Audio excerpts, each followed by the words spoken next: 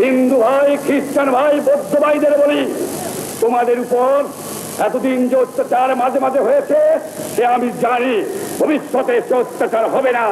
মুসলমানের যে অধিকার, এদেশের হিন্দু, খ্রিস্টান, বৌদ্ধ সেই অধিকার এই বাংলার মাটিতে হবে। কয়েকটি ঘটনা বলবো আমি, তাতে বুঝতে পারবেন যে তিনি কেন সর্বকালের সর্বশ্রেষ্ঠ বাঙালি কেন হলেন। তিনি টেলিফোন আসলো ইসলামাবাদ থেকে, কে কথা বলবেন? ভুট্টো। ফোনে কে আছেন? ওনার আইএসআই চিফ গুল হাসান। তো উনি বললেন যে তুই ধরে রাখ ফোনটা। সে কতক্ষণ? 15 মিনিট ধরে রাখ। তো আমি ধরে আছি, আমি বলছি যে আপনি একটু ধরুন, প্রাইম মিনিস্টার একটু তৈরি হচ্ছেন, উনি আসছেন,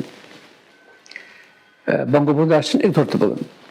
তখন 15 মিনিট পরে আবার আমাকে বলছে যে উনি কি তৈরি আছেন? আমি বললাম যে একটু ধরুন। তখন বঙ্গবন্ধু বললেন যে ঠিক আছে, দে আমাকে।